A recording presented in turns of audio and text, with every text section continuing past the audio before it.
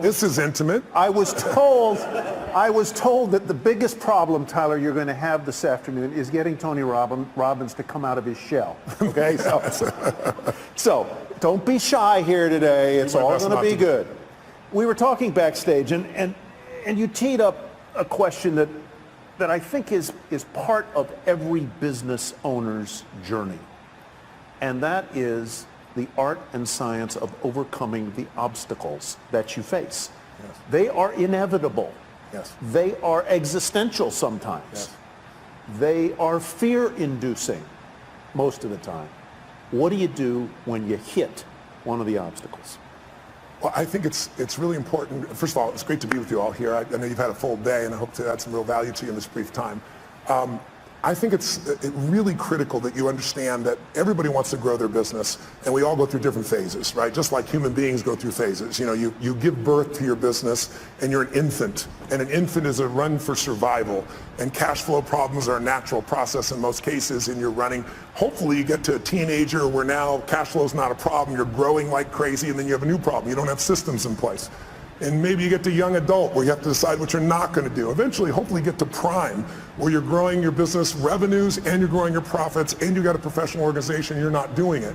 Because as long as you're doing it, really you don't have a business. What you have is you're self-employed. There's nothing wrong with being self-employed. But whenever you meet someone who's in business is stressed, they're always a business operator. And my focus is to become a business owner. How do you do that? You realize that the chokehold in the growth of your business is always the leader. And it's your skills and it's your psychology. And I found it's 80% psychology and 20% skills. You gotta have the marketing skills. You gotta be able to lead. You gotta be able to recruit. You gotta do all those things. But really, most importantly, you gotta get it through what I call the threshold of control. And this, to me, is the secret to really succeeding in business. And it's pretty simplistic. How many of you snowboard or ski? Anybody out there snowboard or ski? Give you a sense? So most people are terminally intermediate when they get into that sport, right? You know, they really never get that good. They're not really a belonger. They're kind of in the middle, and they never get much better. And I think the reason is they never push themselves beyond what they can handle, right? You're used to greens or blues, and you find yourself on a double black, and what happens? Everything inside you freaks out because you're past what I call the threshold of control, your comfort zone. And you look down and you go, I could die doing this. So now you have two choices. Either most people slam themselves on the ground, hang on for dear life, and try not to skid off the cliff, and at best what you do is survive, or a few people let go of their fear, no matter how scary it is, and goes, I gotta go down this thing, and there's no other choice, and they focus on where they wanna go instead of what they're afraid of. And they find a way to carve. And once you carve a few of them, that double black is your bitch, right? You don't have to worry about that anymore, right? And so that's what happens in business. So for me, I can remember going and starting my first business in Vancouver, British Columbia, Canada. I got on a radio show, and this person, it was a shock radio show, and I didn't know it, and they started attacking me and saying I'm a liar and a charlatan, you can't do these things.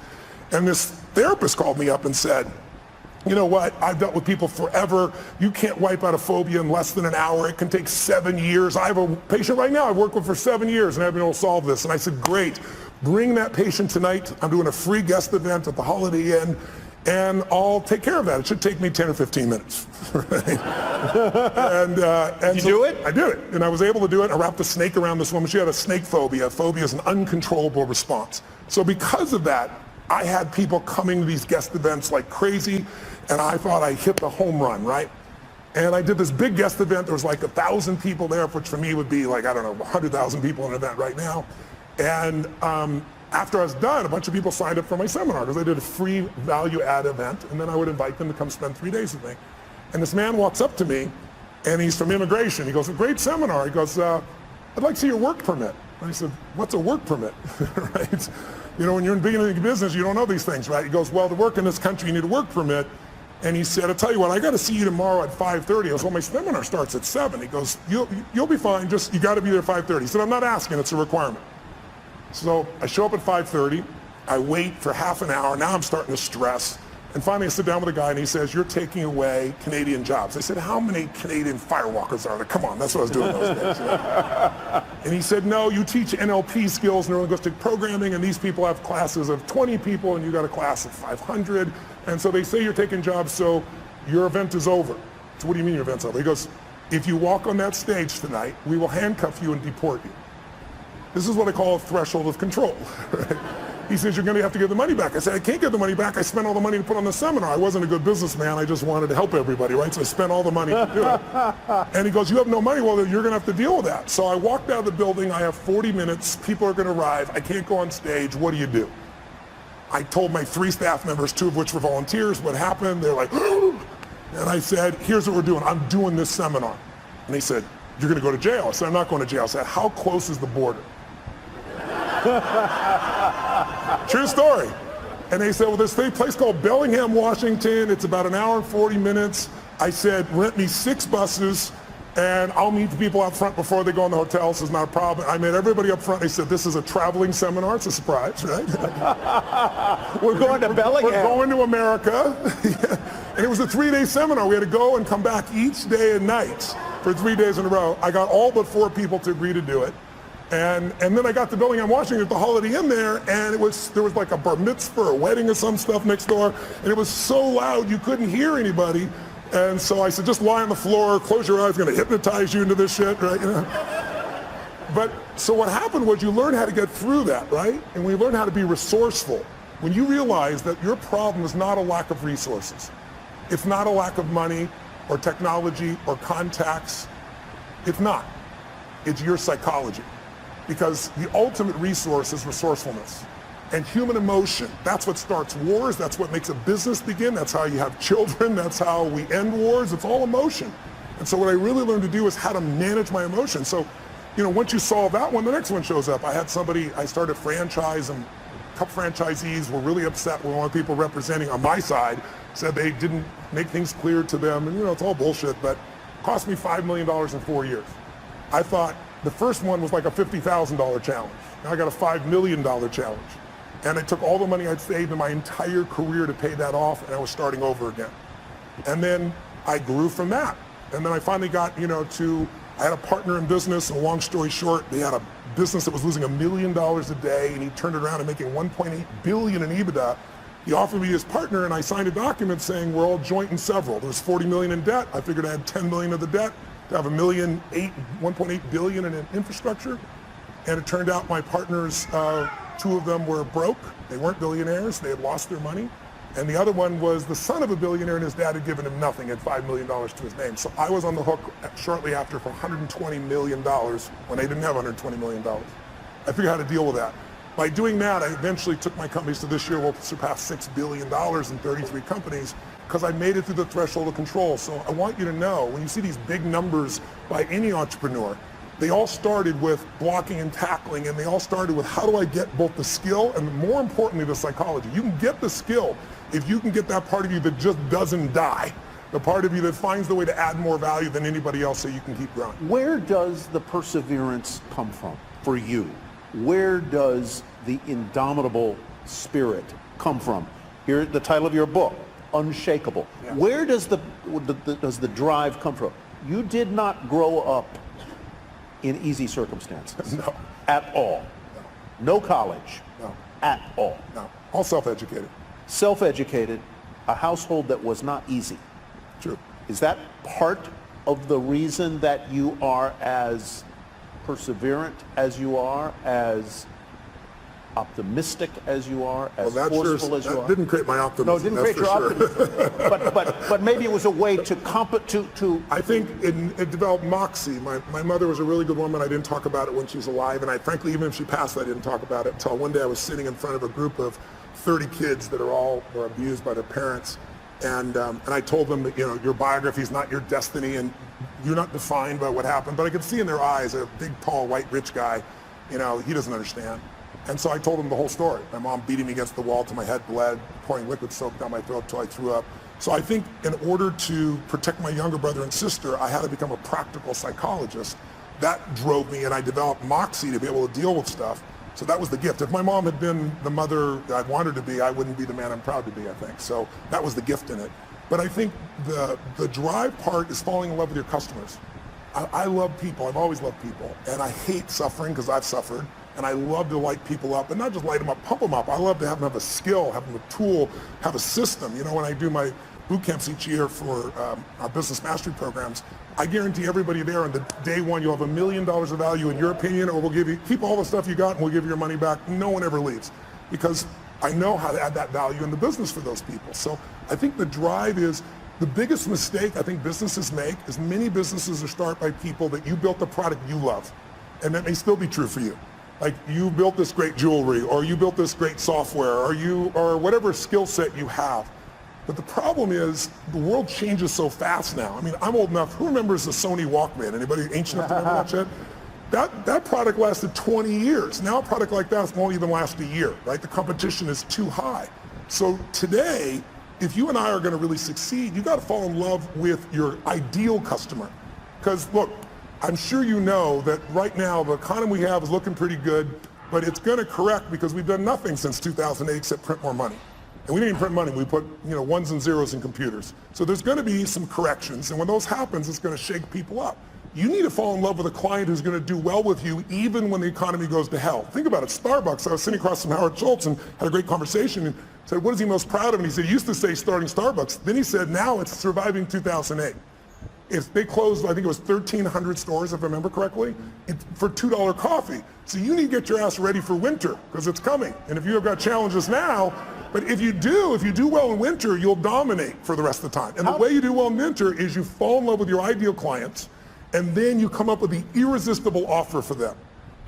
Steve Jobs created 99-cent songs, but he didn't create that shit. We all know that. Where'd it come from? Who's old enough to remember Columbia House, where you got like 10 albums for $1? Remember that? Or for $0.25 and stuff. They built $1 billion company. Tom's Shoes, shitty product. I love him. Great what he does, but 2 for 1, being able to do something where I get it and I benefit somebody else, brilliant idea. Built the whole company on that. He didn't build it on the product.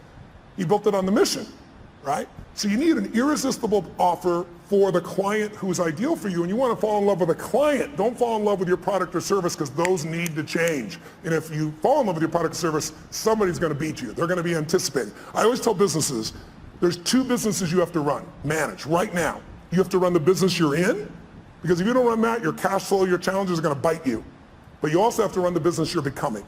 And both businesses you have to making progress on. If you get all excited about the future and all the cool stuff that's coming, and you go work on that, and there's no cash flow now, you're dead in the water. If you just work on today, you're going to wake up and go, what the hell happened? My competition beat me. It's those 2 sides.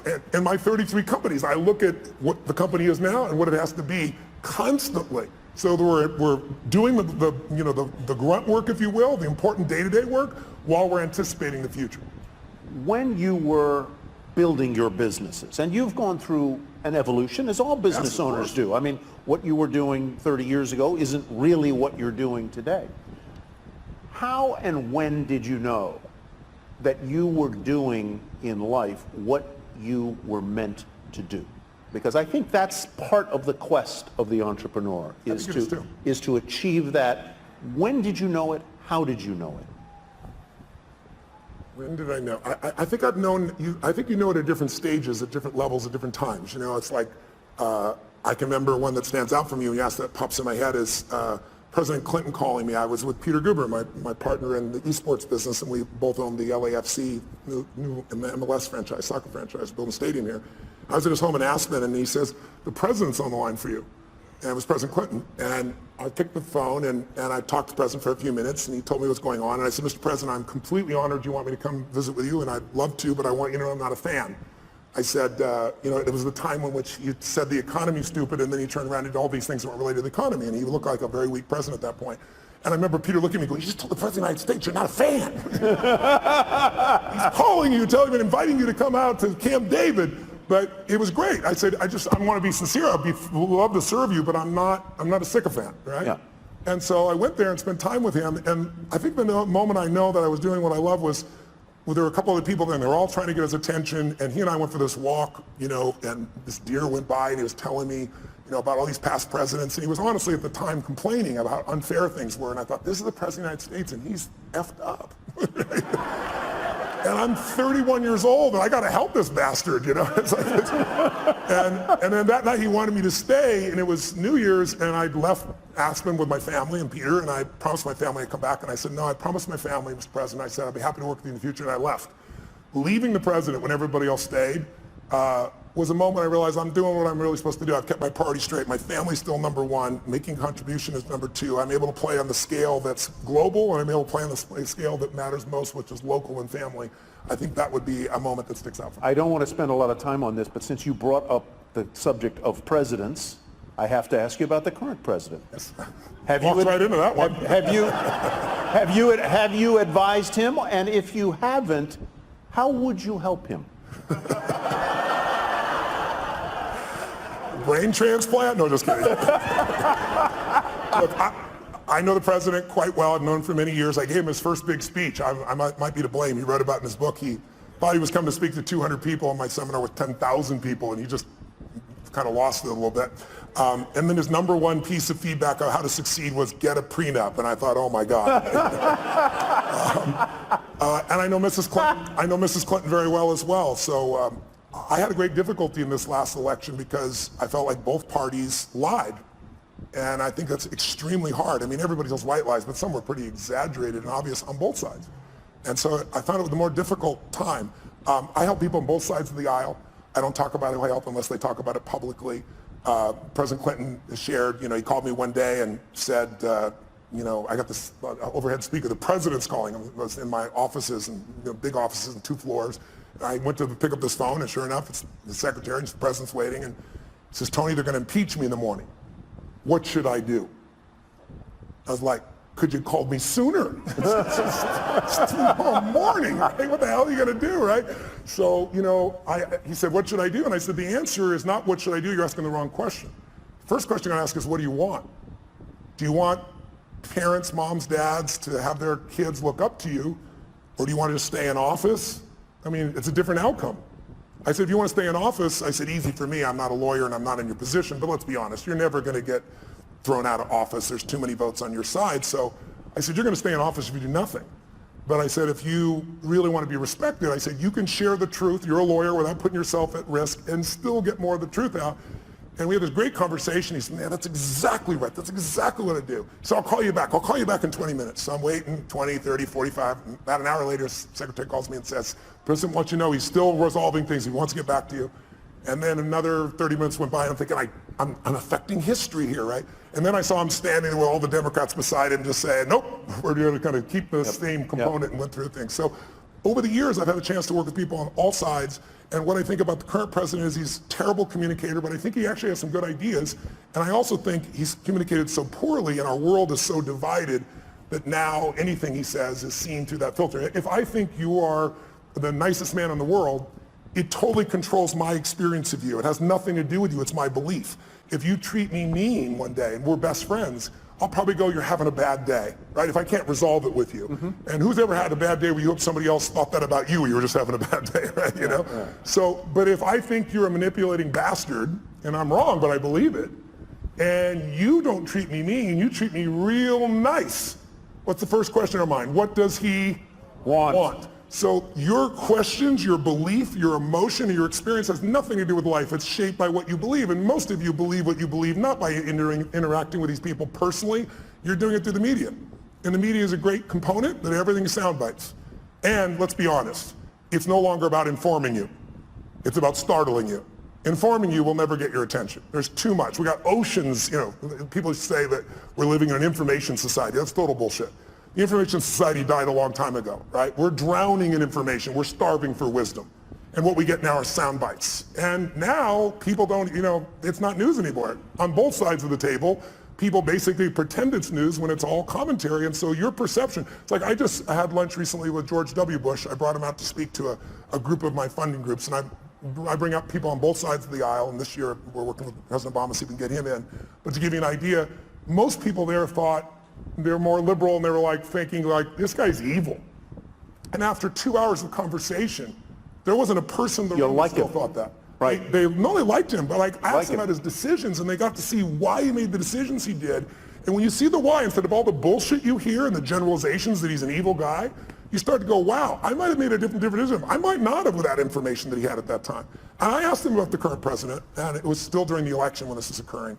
And I said, obviously, I know you wanted your brother to win, and I admired President Bush for never attacking the past president. He never attacked President Obama. He was a class act, even when he disagreed. So he told me privately what he felt, And then he said, Tony, I remember when Nixon was elected, and he said, I thought that was the end of the American presidency. I mean, the President of the United States is gone. I mean, he's evil, he did the wrong thing. And he said he didn't destroy it. He didn't. And he said, so here's what I figured out. The office is bigger than the occupant. And I really believe that's true. I think if you want to go home tonight with a little bit of comfort inside, go back to that truth. The office is bigger than the occupant. And you see it when he does things, and then there's a judicial branch that balances it. And I think we're in a situation where the biggest challenge we have as a society is we've demonized the other side on almost every issue. Right. It used to be that, congressmen and senators would go fight like crazy on the floor, and then they go have a beer together. Now you're radioactive if you talk to somebody. And that's huge. I met Mr. Gorbachev. I got a chance to fly him for 4.5 hours, and I asked him what ended the Cold War, and he said the end of demonization. He said it used to be you guys were attacking us, and everything you did was evil. We were the evil empire, and we knew you were evil. And he said one day, he said I was sitting there with President Reagan, and he was lecturing me. And he said I could feel the anger. He said I could feel my face burning red. I was so mad. And I said to him, you are not my teacher, and I am not your student. You will not lecture me. And he said, then I lectured him on the evils of capitalism. And then we're going back and forth, and he said, so that's what ended the Cold War. And I said, that's a really great answer, but I'm with you for 4 hours, and I want to know the moment. What's the moment? I'm a student of history. What changed the world? Because most of us forget. That's probably, take away terrorism. Terrorism is nothing compared to the level of nuclear assault that the USSR and the US had at that stage. Biggest change we've had. And he thought for a moment, and he shared this great moment with me. He said, he hit his leg, he's talking through an interpreter, but he recognizes, understands a lot of English. He's smacking his leg and giggling like a little kid. He goes, I will tell you the moment. He said, we were having this fight, back and forth, back and forth. I was lecturing him, he was lecturing me, and all of a sudden he just stood up like this, and he said, this is not working. And he turned and walked 3 steps away, and then he turned back and said, can we start fresh? My name is Ron. Are you Mikhail? And it had that same impact it did on you just now. He said, he was laughing uncontrollably. He goes, I knew I could do business with this man. You had to love the man. And then he said, Reagan also knew that Gorbachev loves children. And there were no children going to go to the USSR, right? Soviet Union. And Reagan brought a group of children over and let them be in the care of Gorbachev. And he said it completely changed the game for him. So it was a moment, just a moment of breaking somebody's pattern. And that works in an intimate relationship, it works in a business challenge, but it also works on the scale of society and history. I want to go to audience questions, and I hope you all have sent some to the Iconic Tour hashtag. I'll go to those in just a sec. But from politics back to entrepreneurialism and entrepreneurship, you've built businesses, you've faced business challenges, you have talked to people like the people in this room, entrepreneurs. What do they ask you most, and what do you tell them? Time. Time seems to be the largest issue. How many of you have time issues in running your business, having to have a life and your time? Guys, see your hands out there who feels like that's there? So you can see it's about 90% there you go. of this room, right? And some people are just too tired to raise their hand. But the issue of time is not the real issue. The real issue is that they're operating as an operator, not an owner. And so what I start to do in the beginning, you have to do both, right? But what I start to do is show them how you have to be able to break off and get other people to do things. But more importantly, I teach people, I do a 5-day boot camp, I call Business Mastery a couple times a year, and we bring in businesses from all over the world, literally. And we have people just starting a business, and we have people with, businesses that are doing $1 billion, $2 billion, $3 billion. And what you find is that there's a common pattern amongst all these group of people where they find themselves, if it's a small business, they do everything because they feel like they're the only one who can do it, or they tried someone else and they failed. Well, that happens in every business. You have to begin to leverage yourself, or you're just going to be self-employed, and you'll never have the scalability. A business is a system that adds value even when you're not there. And you as a leader have to get good enough to both hire people and train people so that you're not a manager. A manager works with people to make sure they get the job done while you're there. But if you have to be there, could I run 33 companies? I mean, every 4 days I'm on a plane, train, helicopter on stage somewhere on average in a year, and I got 33 companies. There's 12 I manage directly, but I couldn't do that by management. I do it by leadership. I build leaders who can make their own decisions. I hire people that are the best of the best. Now in the beginning, that's hard because you have no money, right? So you hire the best, it's called you, and you pay them nothing, right? And then now you try to hire other people, and what do? You hire your friends, which is a disaster because they're not as skilled, and you love them, and it's hard to manage them. And then I hired people that were really talented, but they were mean, they didn't share my values. And so eventually you get to that place where you can find the right people. But I think The most important secret for the growth of any business, the question I guess on how to get over the time, and the answer is you got to take 2 hours, 90 minutes a week with your team of 1, 2, 3, 2,000, and you got to meet where you work on the business. And I teach people a format called 7-7, where there's 7 areas of a business that you cannot miss: marketing, sales, optimization, the financials, culture. And I'll make sure that each week you and your team focus on that, not the day-to-day business, but how do we strengthen our marketing, not just for this run, but overall how do we build the brand? What do we do to change our sales process? How do we optimize the business? How do we spend no money and grow the business 30% in the next 3 to 6 months? And when you take small markers in the business that are critical and you improve them 5, 10, 15%, but you do 12 of them, you'll grow your business 120, 130%, 140% because there's a compounding impact. You don't just get the improvement you've made. So I try to help businesses to make those changes so you have time to think and be strategic. Because if you're just running, how many of you are stressed? I'll be honest if you would. Today, being here and not being at your business, how many feel some stress in your business being away even for a day? Okay, right now, I'm a business operator, F that, right? I'm gonna become a business owner, you gotta be. Yeah. Let's go to a question from the audience.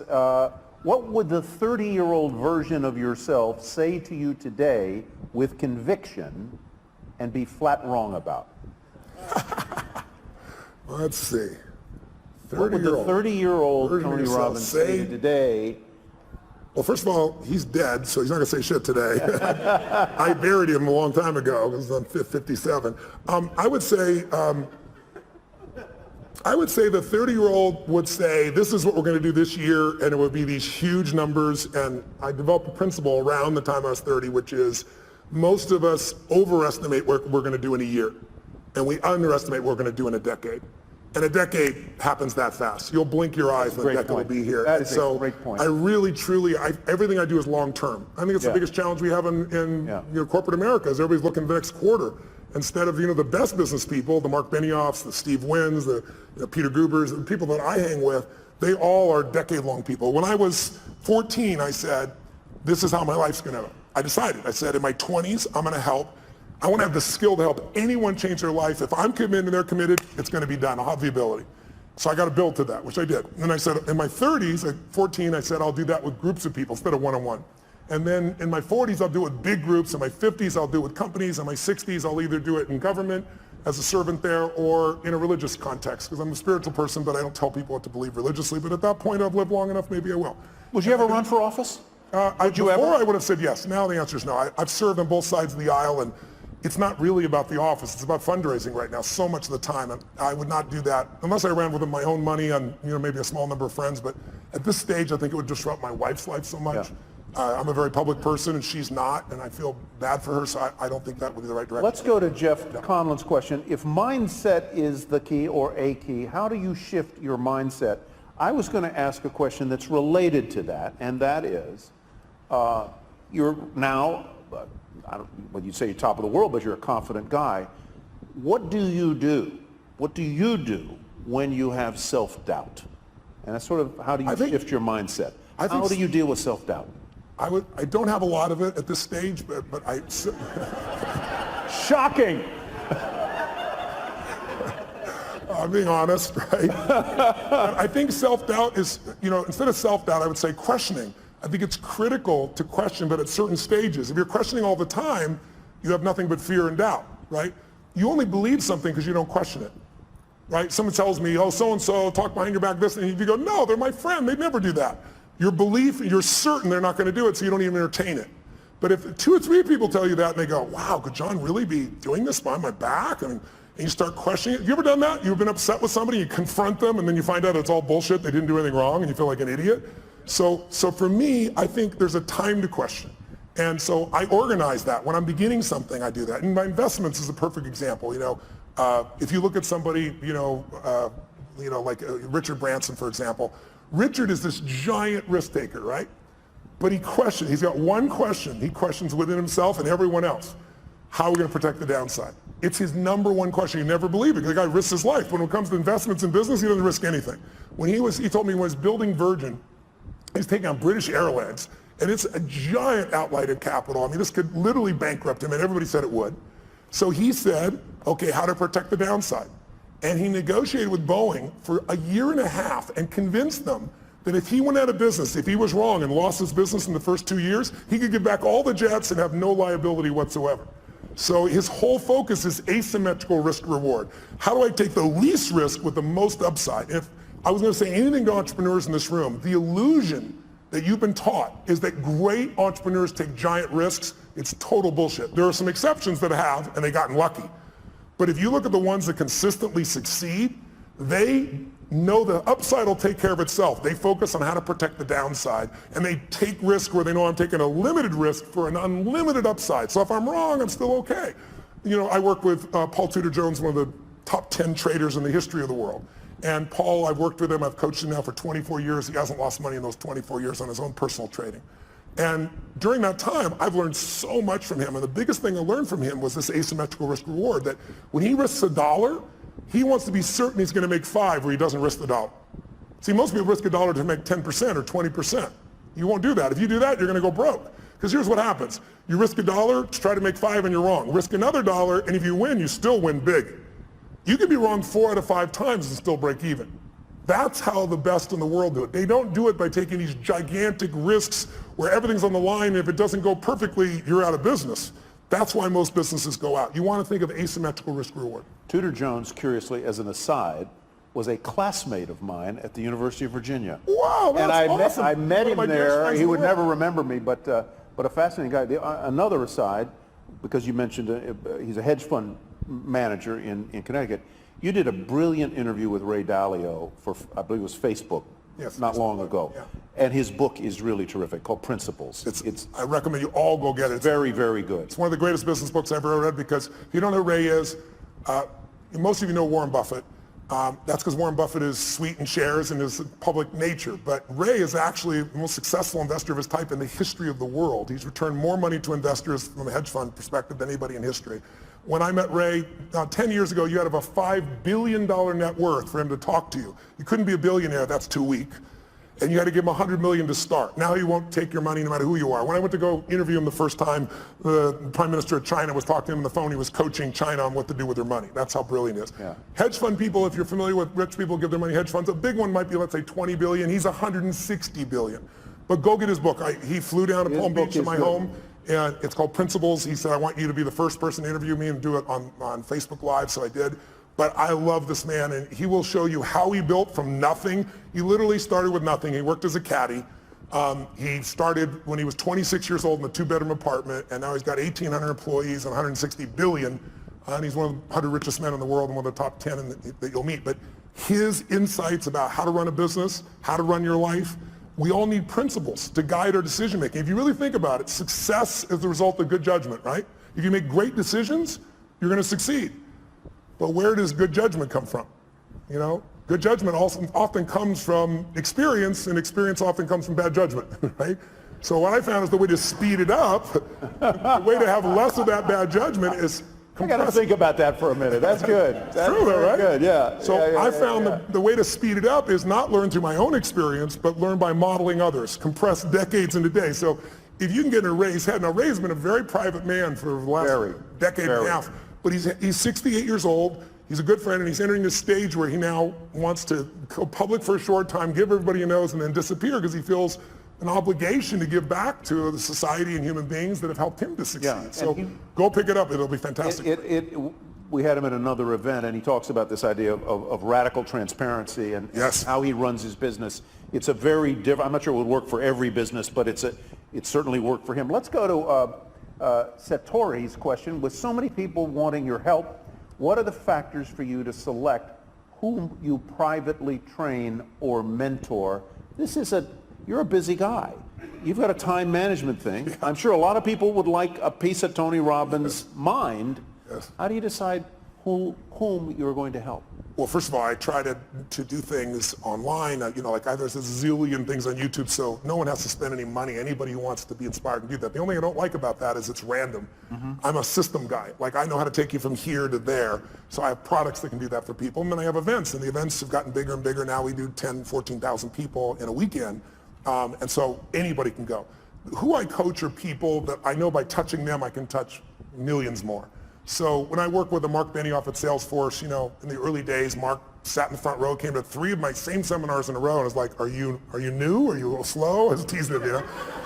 And Mark's as big as I am. He stands up, and I'm looking at this guy eye to eye, and he goes, my name is Mark Benioff, and because of you, you finally pushed me over the edge. I'm gonna start my own business. I'm leaving Oracle. I'm gonna start this company called Salesforce.com. And he said, and you mark my words, we're gonna change business around the world. We're gonna do $100 million in business. Well, this year he's gonna do 10 billion, right? So he's grown a little bit. But when you're around people like that, you get to see what the distinctions are that separate people. You get to see what makes them stand out. And by coaching him, I'm able to affect everybody, not only all of him and his employees, because he's that kind of owner, right? He's a leader, but also he's a leader in the social community. He's very conscious about that. And everybody from Facebook to Apple to GE, their back end is Salesforce. So impacting him impacts many other people. And then I just pick people who I feel the need is. I mean, somebody stops me on the street, my wife will tell you I can't not help. I got to help someone. Now I may have limited time, so then I'll invite them to a seminar or send them a book or a package or something so I can give them a guide to go to the next level. So I don't ever say no, but I can't coach everybody one-on-one, so I try to do it in groups where There was a wonderful anecdote I read, since you brought up Mark Benioff, that I guess he was a guest at at your home or resort in Fiji, and in the middle of the night, he and all of the other guests, this goes to the question of how do you overcome your fears? Tell that story about Benioff jumping into the river and what you didn't tell him about the river. Okay. Well, I have a home in Fiji. I've been going there since I was 23, 24 years old. It's my favorite places in the world. And the people there are extraordinary. You're carried as a child every day for 6 months by someone 24/7. So when we talk about raising them, being raised by a village, it's true there. And they sing in 4-part harmony when they're 4 years old. So when I went there, I was touched by it. And I went and explored this island, and I was with this chief. And they have this river that goes both ways, because it's this river where the ocean comes in, and it looks like out of Africa or something you'd see down in South America, and eventually goes in this scary looking area into a giant lake. But the tide is so fast, it would just take you. And then 8 hours later, it reverses and goes back out. So I was with him this one day, and I said, are there any fish in there? And the Ratu, which is the main chief, points out, goes, what about that? And we looked back, and it's a giant manta ray going under the bridge. So I said, F it, I'm doing this. And I just jumped in. And then the thing took me. And it took me for a wild-ass ride. For about 20 minutes, I ended up in this lake. And then, dumbass me, I didn't think about how the hell am I going to get back. It was so strong I couldn't swim against it. So I spent 8 hours on this little island there before I came back. So then I came back one time with a friend. It was nighttime. And I was like, they were talking about Devil Rock and Shark Alley and all this shit. And I was like, let's do it at night. But I had a boat waiting for us in the lake to bring us back. But we jumped in, and it was scary as hell, and all the phosphorescence going on. It looks like pixie dust. It's a wild experience. Flying fish scare the shit out of you. They come by. And so when Mark came, he flew over and come spend a week with me there. I took him and woke him up, and you have to do when the tide is. It was like 2 in the morning. I woke them all up and said, I got a surprise for you. Like, what? I said, just trust me. Dragged them all on, put wet gear on them, gave them life preservers, and then threw him off, and Mark was freaking out, and I grabbed his hand. I go, we'll go on 3. 1, and we went on 1. Because I can feel him, and he's as big as I am. If I try to jump, he might be hanging me out there just holding on. Right? So Mark talks about that story a lot, but overcoming fear. Because, whatever you're afraid of, it's never as much as you're afraid of, right? So how many things you've been afraid of that never happen? Right? And then the things you are afraid of, if they do happen, you just deal with them. It's that old phrase, coward dies 1,000 deaths, a courageous man only once. I discipline myself, not perfectly, but for the most part, I don't worry about shit till it happens. I anticipate it, but I don't worry about it. If state is everything, I assume that means state of mind. How do you stay in a great state of mind 24/7? Should that even be your goal? I think it's worthwhile to have as a goal. I don't think it's realistic 24/7 whenever having any blurbs, because we all have a 2-million-year-old brain. Everybody in this room has that. I do too. And it's not designed to make you happy. It's designed to make you survive. So if I said to all of you right now, what does that brain look for? It looks for what can hurt you, and it exaggerates it. And since there's no saber-toothed tiger now, it says, what are people thinking of me? Will my business make it? Do I have enough money? And these are all easy things to solve, but our reactions in our gut, when we let the fear part of our mind take over, that basically if the survival software, if it runs you, you're in trouble. So a few years ago, I actually lecture on this now. I say, you need 2 skills to have the quality of life you want. If you want an extraordinary life on your terms, whatever your terms are, you need to master the skill of the science of achievement. You got to figure out, how do I take what I dream about and make it real? And it's a science. And you can model other people, and you can learn, you can speed up. I've spent my lifetime doing that. But the second skill, and the one that most people don't give enough value to culturally, is more important. And that is, you need to alter, if you want an extraordinary life, how many people you know that have achieved it? How many have done this? Who's achieved a goal that was a big goal? You worked your ass off and you achieved it, and then your brain went, is this all there is? Who's had one of these moments? Yeah, almost everybody. And that's worse than failing, because we're all achievers in this room, right? So if you fail, what are you going to do? You get back up, you try another approach, you're going to eventually succeed. You know it in your gut if you're really driven.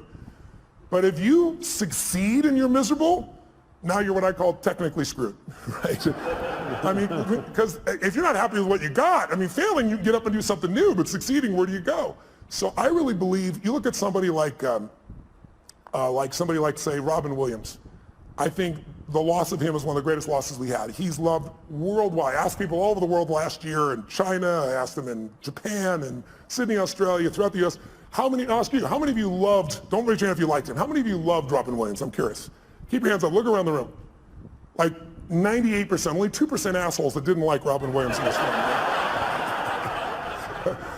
But when I say this, I didn't say like, I said loved. And so here's a guy, was he an overachiever? He came to Hollywood, everybody comes to Hollywood. He said, I'm on my own show. Oh yeah, sure you are, buddy. I was old enough to remember the show. What was it called? Mork and Mindy.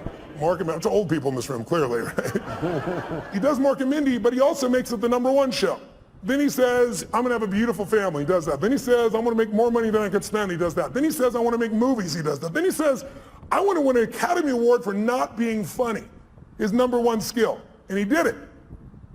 And then he hung himself in his own home, leaving his wife and children to find his lifeless body.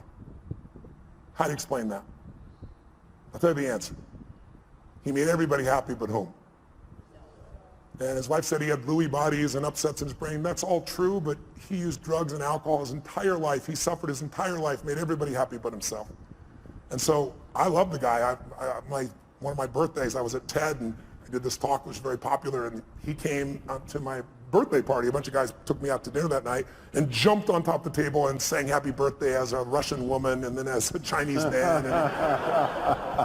And you know, I've never lost a suicide, knock on wood, out of thousands. We've made films and follow-up, but I had no idea that's where he was. But I look at a man like that, I say, he's a warning as much as we all loved him, even more so because we loved him. I know none of you are going to kill yourself. I'm not worried about that. But a lot of people live a long time, but they don't really live, you know, because they let their stress and their frustration, you know, I always say achievers don't get fearful. We're all achievers, right? We don't get fearful. We just get stressed, right? Stress is the achiever word for fear. Because when I say to you, what are you stressed about? Well, I got to do this. I got to make this thing happen. What if you don't? Well, I got to. Well, what if it'll fall apart? What if it falls apart? Then it'll fail. What if it fails? Then I'm a failure. What if you're a failure? And now if I follow the trail of your stress, it'll take me to your deepest fear. And the only way to have your life work is to face that fear and push through it. What is courage? Courage does not mean you're not afraid. It means you're afraid and you do it anyway. You're scared shitless, but you do it anyway. And I think if you're going to succeed at the highest level, you've got to face those fears. Leads right to the next question. Based on your experience, what are the top 3 characteristics to have in order to be successful? For these type of people, what does success look like? What does it feel like? What are the characteristics that can get you there? What success looks like and feels like is different for everyone because we all define success in a different way. So I leave that to them. But what does it take to succeed? That I can tell you because I could be an idiot at this point. But when you've been with 50 million people, 4 million in live seminars for days and nights and days and nights, I know that whatever we do, it's a result of our patterns. It's not us. There are certain patterns that'll make you angry, they'll make you frustrated, they'll make you pissed off. And there's certain patterns of thinking and feeling and using your body that'll make you playful and fun and grateful and excited and passionate. And if you think it's you, because you've done a pattern so long, it's hard to change yourself, but it's easy to change a pattern. Where do the patterns come from? We learn them through our conditioning. When you first are born, you can do anything and you're loved. You can, scream, yell, go to the bathroom in your pants. Try that when you're 30, see if it works, right? But you learn very quickly as time goes by, you're loved for nothing as a baby, right? You're loved no matter what you do because your mother's, got oxytocin. She's drugged, natural drug in her body. Men get it too, but women get 10 times as much. That's why a healthy woman cannot leave her child. A healthy man can, but a woman can't.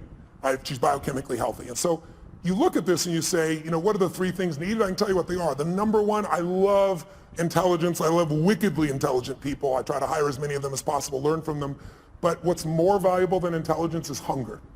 You find, if you looked at what's the common denominator between Richard Branson, Mark Benioff, You give me your list of whoever it is. I guarantee if you dig underneath, their hunger has never gone away. Some people get hungry because they got a goal to, achieve something or get in a swimsuit by a certain date or some stuff. But that's not an identity change, right? These are people that are like myself. I'm hungry today at 57 more than I was at 26. I'm feeling me. And when I say hungry, I'm hungry to contribute, to learn, to grow, to make a difference. I'll never settle less than I can be or do or share or give or create. And everyone I know that's successful, that's the driving force. Because with that hunger, you can get the skill. With that hunger, you can figure it out. There are a lot of very smart people who can't fight their way out of a paper bag in a pragmatic way. And they got, great transcripts and shit like that. I went to Harvard one time and I spoke, and right before I spoke, they had voted at Harvard Business School to not release anyone's transcripts to the recruiters of the businesses coming in, to block it. And the argument was, your education is more than just your grades. And I went berserk. I got up there, first of all, they said, Tony, I expect to be, 1,000 people there, a couple thousand people there. And they said, no, Bill Gates was here, we had 300 people, it's gonna be much smaller. But we ended up with about 1,200 people, standing room only. And they gave me 30 minutes, and of course I went 3 hours. I did, no one left. But one of the first things I did, I said, what is this bullshit I'm reading? This was in the paper that day. I said, listen, I'm not trying to be disrespectful, but you've been disrespectful to each other. I said, if you're not willing to show your transcripts, I agree with you. Your career, who you are, is more than just your degree here. But you chose Harvard for a reason. And there are people here that have worked around the clock and gotten, 4.0, and you got yourself a 2.6, and you're going to block them because there's more of you than the 4.0. It's not going to work that way when you get in business. When you get in business, you guys who are doing this right now, you're going to be judged on one thing, results. And your grades are the results in this context.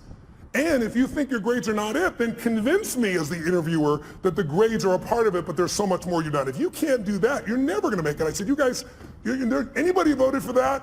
Just count on a future that is full with pain. And the room was like, it was pretty intense, I guess. I thought it was pretty soft, personally. And then all of a sudden people stood up and they did a standing ovation, and people said, this is bullshit, because this is what happens sometimes in a democracy. Sometimes in a democracy, the lowest level standard is what becomes natural. We're seeing it right now on the political side. We're seeing people that, in Berkeley, the home of free speech, people throwing things, burning things, destroying things, who are supposed to be liberals who should be open for open speech. And then you see conservatives that are just as dumb, saying things that are inflaming people. It's not one side or the other, it's us as a society. We gotta shift it. We gotta go from demonization to saying, let's say it's a fight over guns. Very emotional fight. What's the problem? We demonize each side.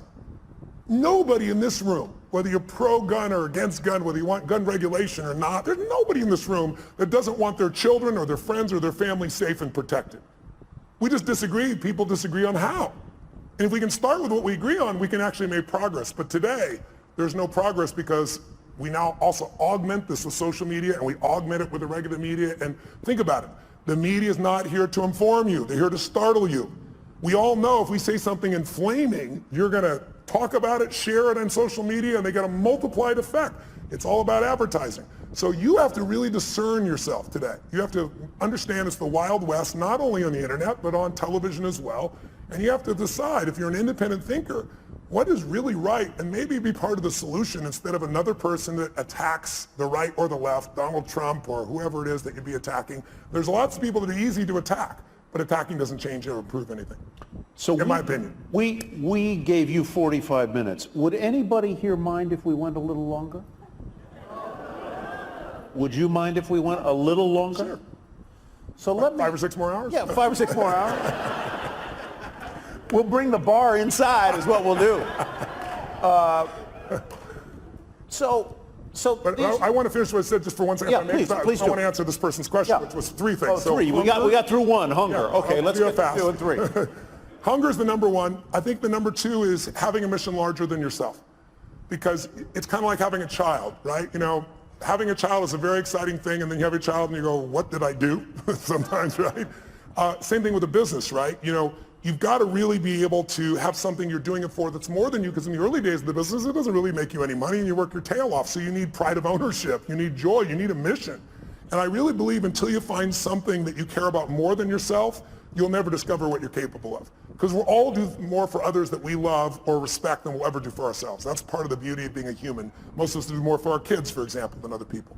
And then I think the third thing is, you got mission and hunger, is you really have to become obsessed with strategies. Because strategies can save you so much time. The wrong strategy, I mean, I'll give you a stupid metaphor. If you said your number one goal is to see a sunset, and then you start running east as fast as you can, I don't give a shit how positive you are. I don't care how hard you work. I don't care how long you've been putting into it. You got the wrong strategy. But the right strategy in business and in life can save you a decade. And someone else may have spent, again, a decade figuring it out through trial and error, and then they figured it out. You might be able to learn it in 6 weeks or 6 months or 6 days or 6 hours. So I think that would be my third element. So let me ask you a question that may be a little off point, but I hope helpful. A lot of people in this room and a lot of people in the world want to follow their passion, okay? But they've also got to put food on the table and pay the rent and pay the bills. How do you do both at the same time? How do you have your mission, have your passion, and do that when you know the world is a tough place, hard to make a living, hard to pay the bills, places expensive? How do you do that? How do you thread that needle? Well, it depends on who you're dealing with, right? If the person is entrepreneurial and they ask me this question, I always tell them, you've got to take care of your kids, you've got to pay the bills. And I said, but, tell me when you work. And they tell me, well, I work, 9 to 5 or 8 to 5 and I'm exhausted and everything else. I said, well, what are you doing with the other 8 hours? Because that's what I did. I worked as a janitor all night long, middle of the night, everything else. I could compress time there because it was based on results, not time. So if I could do a great job in shorter time, I had that time. But then, what I start doing between, 7 o'clock at night and 2 in the morning, which is pretty much the time I worked, that's when I was developing myself, getting the skills, learning, educating, starting the business. So I think people just have to realize it's a gut-wrenching process. Entrepreneurship is not for everybody. Most people fail in entrepreneurship. The vast majority fail. 96% at 10 years, but what happens after 10 years? All clear sailing after that? Anybody remember Lehman Brothers? They ran a century. They had gross revenues over a century of more than $1 trillion with a T dollars. That's what went through their bank accounts over that century, and they're gone. So I don't think it's right for everybody. I think you have to really be clear, is your personality the right personality if you're going to begin in this area? And then if you're going to work for somebody else, you can still become financially free, but that means you got to stop being a consumer and become an owner under entrepreneurs. You want to own businesses, right? Get out of just being, don't just own an iPhone, own the company, but not just Apple, obviously. But how do you keep your energy up and your enthusiasm up? How do you do it? I'm wired for it. It's my nature to some extent, but also the other part is I get to see results. I mean, who here has been touched by my work before? I'm curious. Anybody in this room? So look around the room, and how's it hard to be inspired when I'm in a room and a third or 40% or 50% have used my work? And so people come up to me every day, dozens of people a day if I'm traveling, and they tell me the most amazing stories. Outside my children and my wife, that's probably the greatest gift of my life. I never get tired of hearing it, and it just makes me want to deliver more, give more, have more impact. Yeah. You get the last word. Tell them what you want them to know. Well, if you're entrepreneurs out there, here's what I'd say to you. I'd say, don't be so damn hard on yourself. I know that sounds counter to being an achiever, but when you're beating yourself up, you're sucking out the energy you need to move forward. It's kind of like, I always tell people there's so much energy, and I've built mine. I do a lot of things to build my energy to be incredibly strong and have really strong endurance, because to me, energy is life. If you don't have strong energy, you're not going to do anything. But even after we look at that energy, it only goes so many places. So if your energy is being caught up, if you take energy in a business and you pour it into external marketing, going out and reaching people and adding value, that business is going to grow. But if there are inner conflicts in that business between people, then the energy is being sucked in here and less energy is going out there. The business is going to have problems. That's also true of you. If you allow your disappointments to create these inner conflicts and fears and you let them run wild within you, they're going to suck the energy out you need to go to the next level in your business. You have to discipline your disappointment now. Mine is the 90-second rule. So watch this. Try something real fast. Look around this room. I'm going to give you a test. Look around this room and see everything that's brown. I'm going to test you in a moment. Look behind you, look around you, look at clothing, look at people, look anything that's brown. Brown, brown, brown, brown. Record it in your mind. Close your eyes. Now, with your eyes closed, tell me everything you saw just now that was red. If you see more brown than red, say I. Open your eyes, look for red now. Really look for red. Look for it anywhere you can find it. Look around you, look beside you, look at the front, the back. How many found more red this time? Raise your hand if you did. Say I. Why'd you find more red this time? Because you told me to. Seek and ye shall find. But here's what's amazing. Seek and you shall find even if it's not there. I'll prove it to you. How many saw beige shit, called it brown just to feel successful? How many saw burgundy, called it red just so you can count more pieces? So if you think you're a jerk or someone else is a jerk, you're going to color it. You're going to change it. You're going to find the jerkiness in them. You're going to find the jerk in you. It's really important that you manage your mental and emotional state because you are the business. If you are the leader, your responsibility, your job, your opportunity, your privilege is to be able to truly lead. And you cannot lead if you're living in fear. You cannot lead in a place of constant uncertainty. We all have uncertainty at times. But if you watch an athlete go out to shoot a free throw or a kicker in the NFL to go kick the ball, how many have ever seen that person, they're about to kick it, they're about to shoot it, and you go, they're going to miss it, and you know they're going to miss it. Who's experienced this before? How did you know? You could see in their body that they're missing the core ingredient, absolute certainty. You can have the great skills in the world, but when you lose that certainty, the athlete goes down. That's usually when I get the call. I got to rewire them and get them back where they can execute at that level. So be kind to yourself, as corny as that sounds.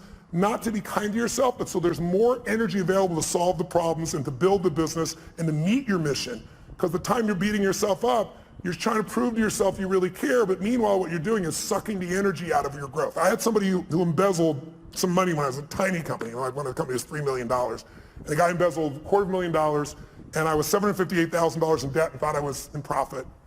And in those days, everybody told me I had to go bankrupt. And I remember I was just like so angry. There's so much anger because my business was like my child. This guy tried to kill my child, you know? So I was chasing him into Mexico so I could beat the hell out of him and put him in prison. And then I realized in the middle of this stuff, I got to let go of this because while I'm busy being angry and pissed off, the business is going to go under.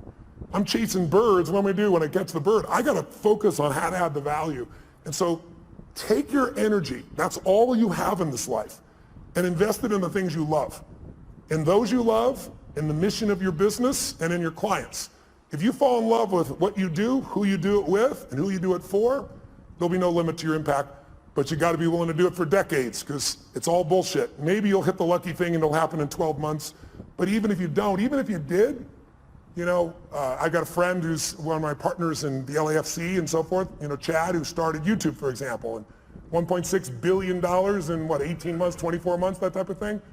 It's not always the best thing because ultimately in life, whenever you meet people who have succeeded, almost always we talk about the toughest times and laugh and remember because in order to have a foreground, you need a background. And to appreciate the foreground, you need a background. So I found that the most difficult times have been the best times because they've made me appreciate what my life is like today. And I hope you'll just take care of yourselves. And I hope today, this whole day, all the speakers, and hopefully a little of our conversation has been helpful too. And I thank you for letting me address you. Thank you so much.